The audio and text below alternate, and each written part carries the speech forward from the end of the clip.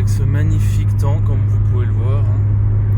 Un temps magnifique, ensoleillé, sans nuages. Bref, tout ce qu'on aime. Sur le bon coin, j'ai trouvé un boîtier éthanol. Donc je l'ai commandé et je viens de recevoir la notification comme quoi il sera arrivé en point relais. Donc du coup, je m'en vais le chercher. On a un sacré doute vis-à-vis du boîtier après la commande, puisque tout simplement en se renseignant sur les connectiques grâce aux photos, etc.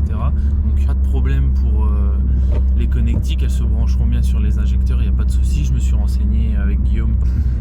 Par contre, on s'en est rendu compte qu'après, enfin moi je m'en serais pas rendu compte en fait, c'est Guillaume qui a parlé avec un de ses amis qui, en regardant le boîtier, a l'impression qu'il manque le capteur éthanol. Donc en fait ça peut être une très mauvaise surprise, puisque s'il manque le boîtier éthanol, on va se retrouver avec un petit problème, c'est que le boîtier il me servira à rien.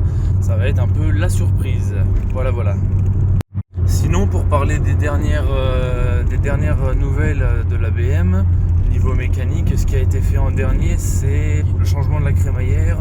Et juste avant ça, j'ai fait vidange moteur, changement des supports de boîte de vitesse que j'avais reçu lors de la première commande mais que j'avais toujours pas fait.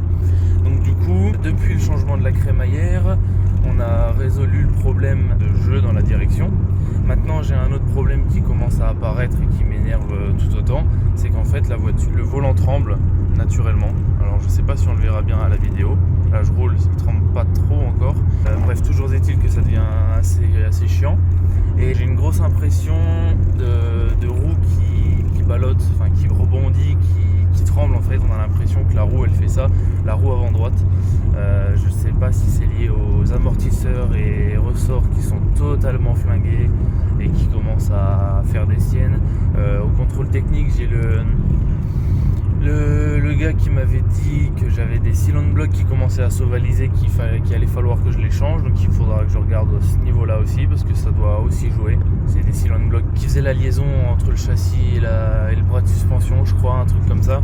Il faudra que je regarde plus précisément, parce que là je parle qu'avec mes souvenirs, je me souviens plus trop. Il faudra que je me renseigne un peu plus, donc tout ça pourrait jouer. Et j'ai aussi l'impression surtout que, en plus de la crémaillère, la crémaillère pour moi elle est correcte, elle est en bon état, elle est bonne, mais je pense qu'il va vraiment falloir que je change les biellettes et les rotules tout simplement de direction, parce que je pense qu'elles ont dû encaisser et qu'elles doivent être bonnes à changer de toute façon vu l'état dans lequel elles étaient.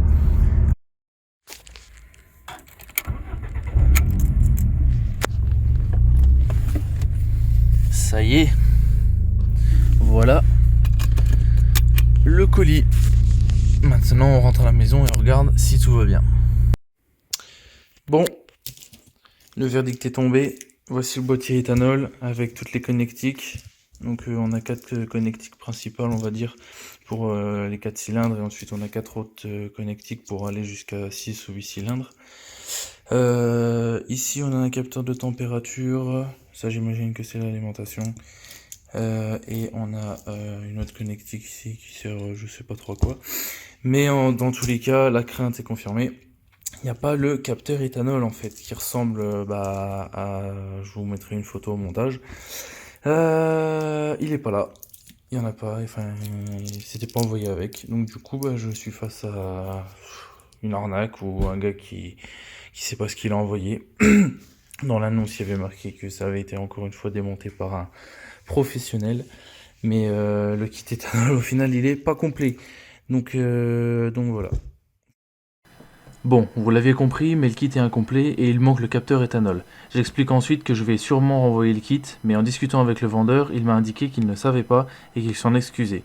On s'est donc arrangé sur un rabais du prix, de la valeur du prix du capteur d'éthanol, que j'aurai moins à racheter, et l'affaire était réglée. Quelques frais de douane impayés plus tard, on se retrouve chez Guillaume pour commencer l'installation du boîtier éthanol.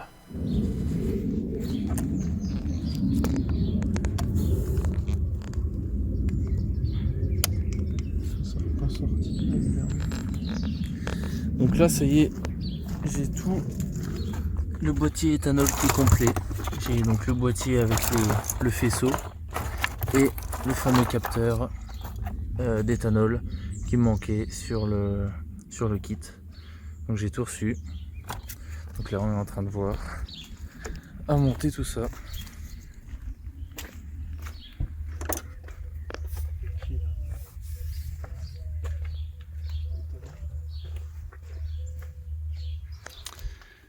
Bon, donc là ça fait 10 minutes que je suis sur cette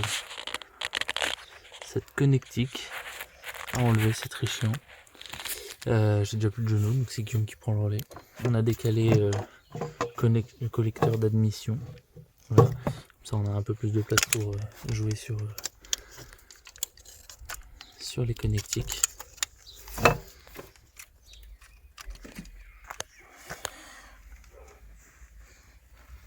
Heureusement que j'ai que un 1,8 litre, 4 cylindres et non pas un 6 cylindres.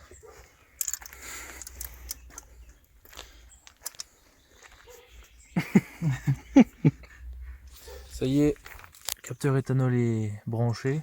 Guillaume qui s'en est occupé parce que du coup on est chez lui et je suis reparti. Donc du coup là on est le lendemain de la vidéo d'avant. Donc bon, on n'a pas trop filmé mais voilà. Donc là on va voir si la voiture démarre après l'installation du capteur. C'est parti.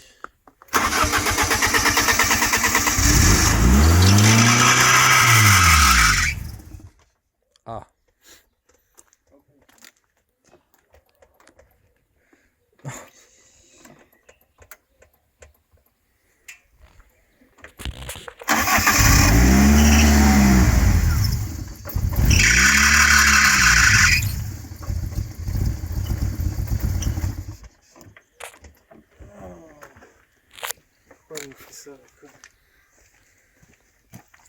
Bon, ça a accéléré à fond parce qu'en fait l'accélérateur était juste un peu ouvert, donc à vide ça a accéléré, ça a monté tout de suite dans les tours. Et là on a bougé un peu ici et du coup elle cale toute seule. Ouais.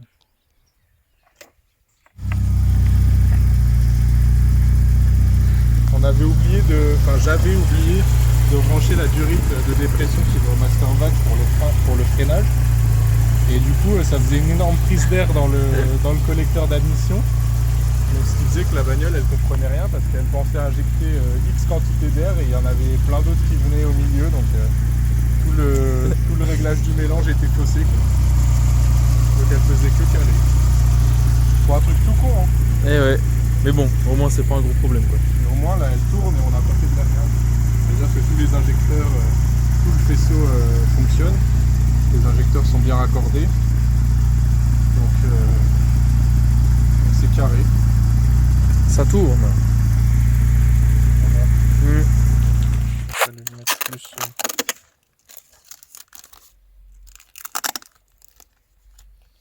Oui, c'est du manouche. Mais c'est pas grave. Sinon on peut pas le caler derrière la batterie là? Bah il n'y a pas la place. Ah oui. Ah non, c'est vrai qu'on peut pas trop. C'est pour éviter en fait que le boîtier de commande du faisceau il se balade dans tous les sens. Parce que bon, il va pas trop apprécier. Surtout qu'il disparaisse sur la route. Ce serait un peu bête.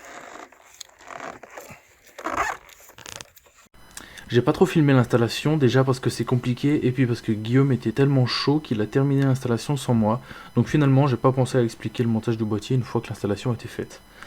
Pour résumer, on a le boîtier éthanol qui n'est qu'un simple calculateur et qui va se brancher grâce au faisceau sur les injecteurs.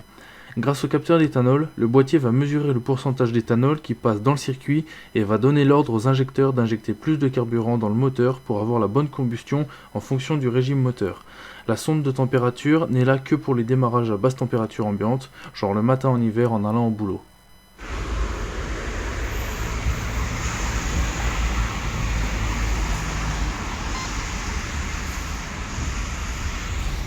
Bon, c'est parti. On va mettre de l'éthanol pour la première fois.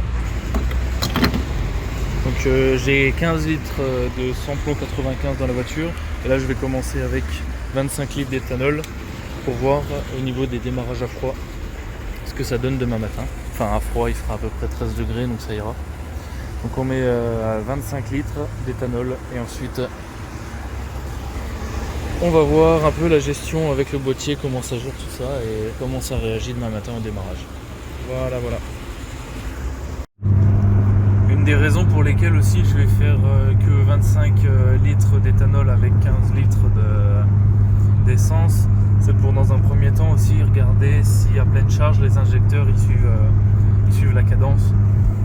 À pleine charge, c'est-à-dire que par exemple l'érupteur il est à peu près à 6500 tours, voir si on a bien à peu près toute la puissance à 6500 tours. Alors je crois qu'elle développe ses 140 chevaux à 5500 tours minute je crois.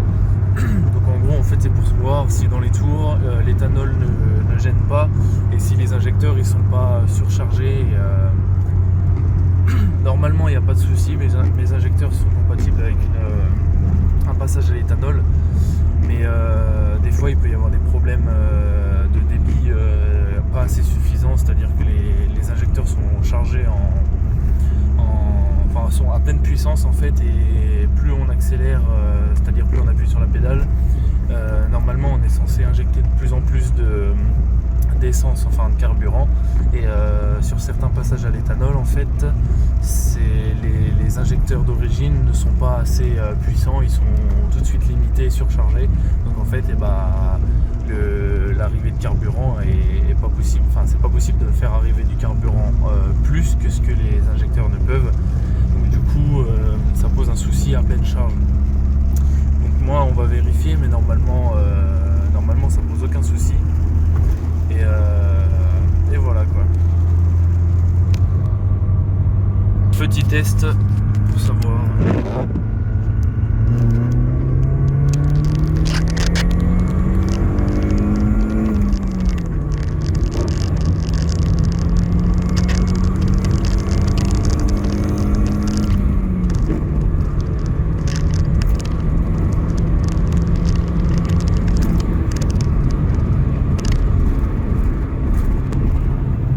Ma foi, ça m'a l'air correct. Hein.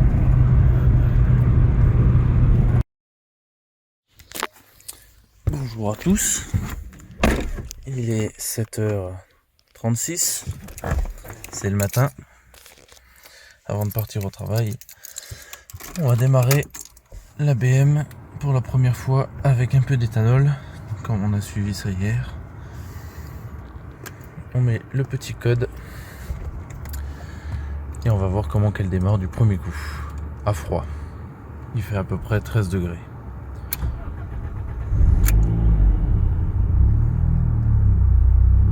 Et ben voilà, impeccable ça. Ça démarre du premier coup, sans souci.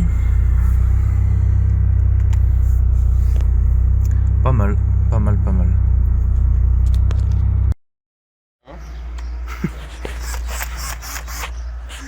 Bon, ça y est, j'ai mes nouvelles plaques achetées sur mesplaques.fr. Ceci n'est pas un placement de produit. Donc du coup, on va percer les anciens rivets. Ça ne part pas droit.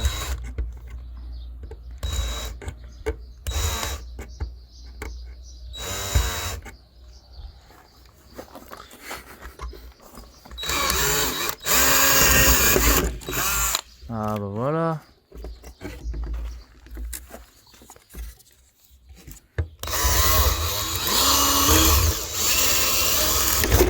Impeccable. C'est bon colmatage.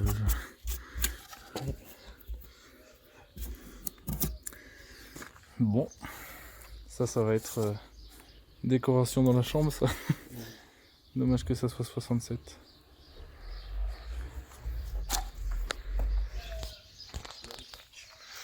Voilà les nouvelles plaques. Ça change de l'ancien modèle. Ah oui, c'est vrai. On a Guillaume qui nous fait remarquer que à l'arrière on a bien monté, c'était bien centré, etc. Et à l'avant, on a un gros jour et là on a la plaque qui touche le bord. Bon, c'est du détail. On repercera mieux la prochaine fois. En fait, on a repris les anciens trous qu'il y avait derrière et c'est genre troués de partout derrière. Et le trou, on avait un trou qui était ici et nous il aurait fallu qu'on le mette juste à côté et donc du coup on pouvait pas repercer parce que sinon le rivet bah il aurait jamais pris. Donc du coup bah c'est comme ça, mais c'est pas trop gênant. À la limite le plastique là je pourrais en trouver un autre, mais à terme je pense que de toute façon il faudra que je change le pare-choc complet parce que je pense que derrière les fixations sont un peu broyées. Là ici on voit il y a une espèce de bosse machin. Donc voilà, c'est pas dramatique. Petit point sur la 318IS avec l'éthanol. Alors, hier soir, je prends ma voiture pour aller quelque part. Je la démarre et en repartant, donc en la démarrant la première fois, elle faisait le bruit normal, etc. Et là, en la démarrant, elle fait un bruit totalement différent. Donc je vais vous montrer le bruit. En fait, j'ai l'impression que la voiture elle broute comme si on avait une tondeuse en manque d'essence. Je suis sur la réserve, mais ça c'est normal, je voulais essayer de vider le plus d'essence possible restant dans le mélange que j'avais fait éthanol essence. Là on peut voir que je suis sur la réserve, il aime bien, et en fait elle fait un bruit tellement bizarre que je me demande en fait si c'est un problème dû à l'éthanol ou si c'est juste le fait qu'elle soit en réserve quasi à sec quoi. Donc là je vais démarrer et on va écouter un peu le bruit qu'elle fait.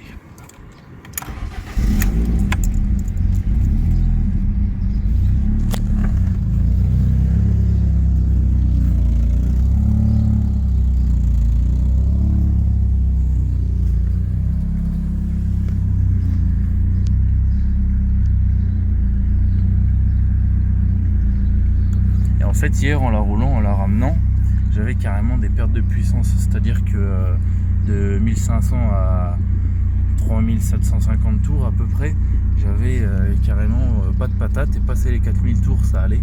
J'avais l'impression d'avoir vraiment pas beaucoup de puissance quoi. Mais là comme par hasard que je vous filme, elle tourne normalement. Je l'ai déjà allumée une fois, mais juste même moins longtemps que ça. Et elle a brouté un peu au début, mais là elle broute pas. Donc je sais pas, c'est bizarre. En fait ce que j'ai peur c'est de faire un plein complet d'éthanol et que ça soit l'éthanol le problème. Mais si c'est juste le fait qu'elle soit un peu en réserve, le problème est autre. Enfin s'il y a un deuxième problème dans ces cas-là, c'est que la station la plus proche est à on va dire à 15 km et je ne sais même pas si avec le peu d'essence qui me reste, je vais réussir à atteindre la station. Donc au cas où j'ai tout prévu, j'ai un jerrycan avec un entonnoir et je vais aller chercher de l'éthanol et faire le plein ici avec un petit jerrycan. Maintenant je vais quand même demander un avis parce que je voudrais pas me retrouver sur la route pour aller à la station et être en panne parce que là ce serait carrément ridicule. Donc voilà, je vais appeler le bon ami Guillaume et puis je vais lui demander son avis. Bon, j'ai appelé le Guillaume. Alors, pour lui, c'est quasiment sûr que c'est un problème d'injecteur en fait. Le truc qui pourrait bugger, c'est par exemple un injecteur sur les 4 qui ne s'est pas allumé. Donc je vais me connecter au boîtier avec le téléphone. Et du coup, si jamais il y a eu un défaut de ce type, je le verrai. S'il n'y en a pas, je vais vérifier la connexion des injecteurs à la main. Je vais vérifier s'ils sont bien clipsés. En fait normalement les injecteurs c'est clipsé avec des agrafes, sauf que ces petites agrafes n'ont pas été quand les connectiques du boîtier ça a été démonté, les agrafes n'ont pas été remises avec. Donc du coup nous ce qu'on a fait en attendant de trouver des petites agrafes, c'est on a mis des rilsans pour fixer les connectiques aux injecteurs. Donc si ça se trouve c'est possible qu'il y ait un faux contact sur un ou deux injecteurs, ou peut-être même tous, enfin voilà. Et du coup je vais vérifier ça aussi.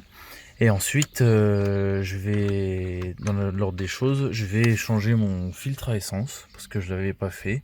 Je l'avais commandé, je l'ai.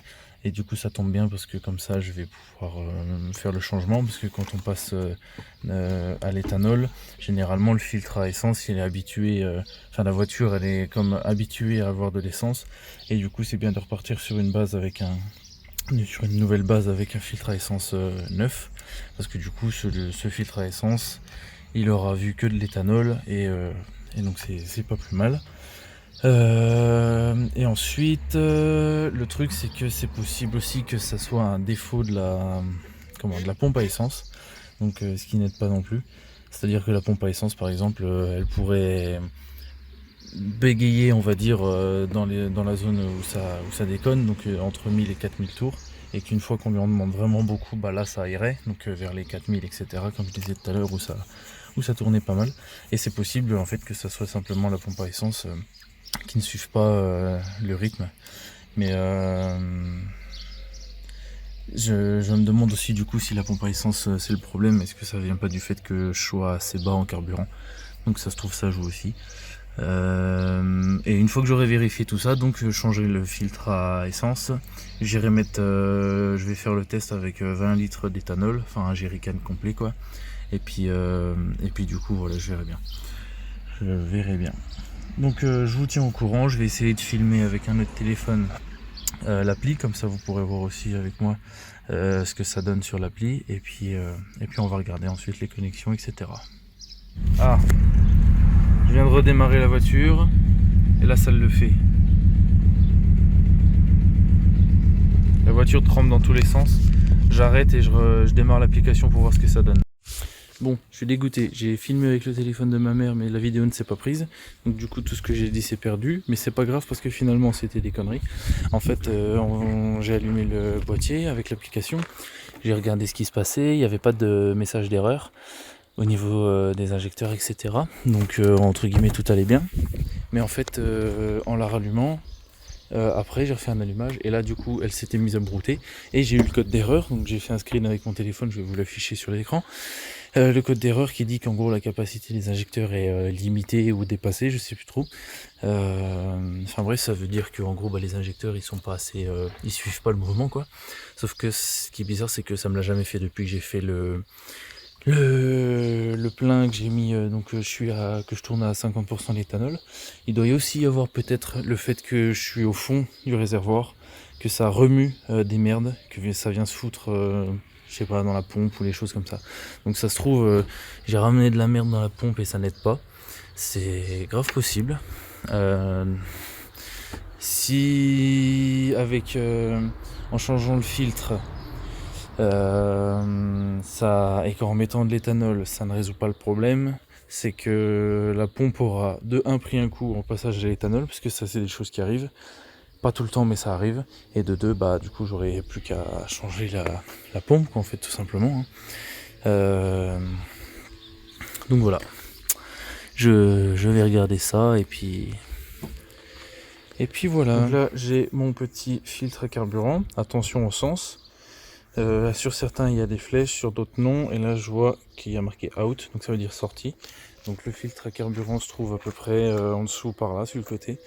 Ou de l'autre côté, mais sur la vidéo que j'ai vue il se trouve ici, donc en gros je vais devoir venir le replacer comme ça. Donc je vais essayer de vérifier tout de suite où est-ce qu'il est. Et ben il est pas là du tout, il est de l'autre côté, donc comme ça c'est bien. Mais voilà, donc je vais changer le filtre et ensuite on ira refaire un bout de plein. Ok, j'ai le filtre à essence, il est ici. Ici on a la conduite qui repart du moteur et il n'y a plus qu'à changer, c'est parti. Bon, ça y est, le nouveau filtre à essence est en place. Du coup maintenant on va pouvoir redémarrer et voir si ça change quelque chose, en espérant que ce soit pas la pompe qui a changé, parce que ça va être relou. Ça veut dire que pour l'instant, une fois sur deux ou un peu moins, j'ai un risque de brouter entre guillemets avec les injecteurs qui suivent pas comme il y a marqué sur l'application. Donc on va bien voir. Donc là ce que je vais faire, c'est que je vais démonter la banquette arrière, juste l'assise, et je vais aller accéder à la pompe à essence. Je pense qu'en fait ce qui cause mes problèmes d'injection, c'est que l'éthanol que j'ai mis dans le réservoir a soulevé des crasses qu'il y avait au fond du réservoir en fait, et tout simplement je pense que ça s'est coincé dans la pompe, et ce qui fait que du coup la pompe n'injecte pas enfin ne pompe pas sa capacité d'essence comme elle devrait le faire en fait. Et du coup, je pense que c'est une des raisons pour lesquelles aussi ça bloque au niveau des injecteurs. Donc du coup, on va nettoyer ça et on va nettoyer aussi le fond. En fait, ici, il y a à peu près par là un cercle dans lequel on va retirer la pompe à essence. Et en dessous, il y a une partie du réservoir. Donc je vais nettoyer le fond aussi, comme ça, ce sera bien plus simple. Enfin, ce sera plus simple, ce sera plus propre et au moins il n'y aura pas de crasse qui viendront se mettre dans les filtres de la pompe à essence. Donc là, on accède à la pompe à essence par une trappe vissée sur la banquette arrière. Beaucoup de véhicules ont ce même principe, il faut retirer les durites d'essence reliées à la pompe puis la connectique électronique. Ensuite, il faut dévisser le grand écrou en plastique qui sert la pompe dans le réservoir. Cet espace est souvent très très sale, donc ne faites pas comme moi, passez l'aspirateur autour avant de sortir la pompe et risquez de faire tomber des saletés dans un réservoir propre. Bon, ça y est, la pompe à essence est déposée. Donc en fait, comment c'est fait? On a un espèce de petit mécanisme électrique au centre là. Ça c'est la pompe, je pense, simplement, avec une durite qui est reliée à une sortie et qui doit aller vers le moteur tout simplement.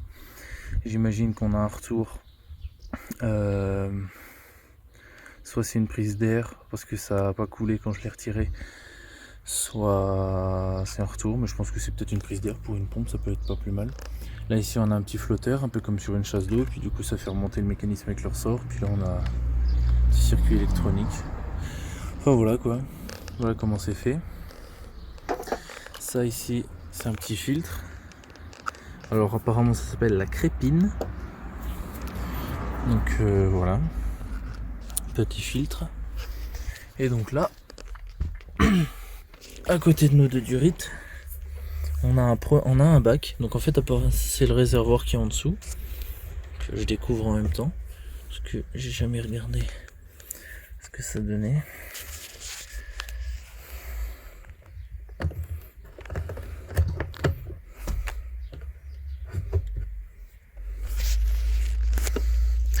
Qu'apparemment on a un petit bac dans lequel vient se jeter l'essence, et ensuite c'est pompé grâce à la pompe. Mais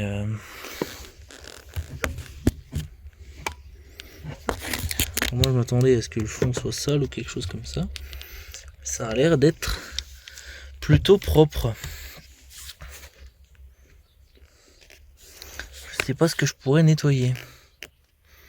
Bon, j'ai tout remonté, j'ai nettoyé un peu ce que je pouvais nettoyer, sans trop en faire parce que de toute façon je trouve qu'il y avait trop rien à faire. Bon, j'ai tout remonté. Je vais pas remonter la banquette au cas où.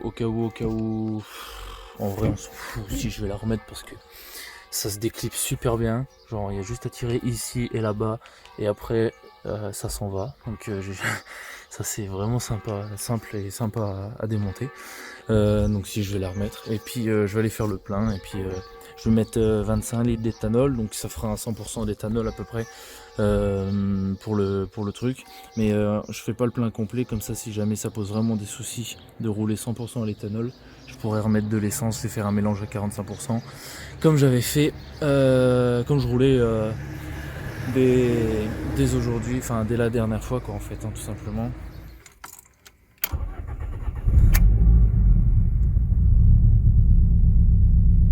Ah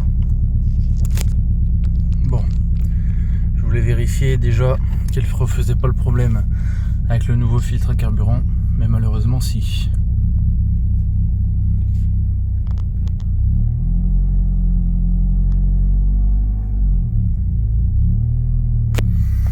Et pourtant ça a l'air de se stabiliser là.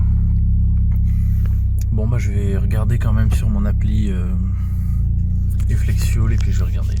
Bon finalement je suis même pas parti faire un bout de plein, j'ai quelques soucis, la voiture fume, je sais pas si c'est dû à l'éthanol ou pas.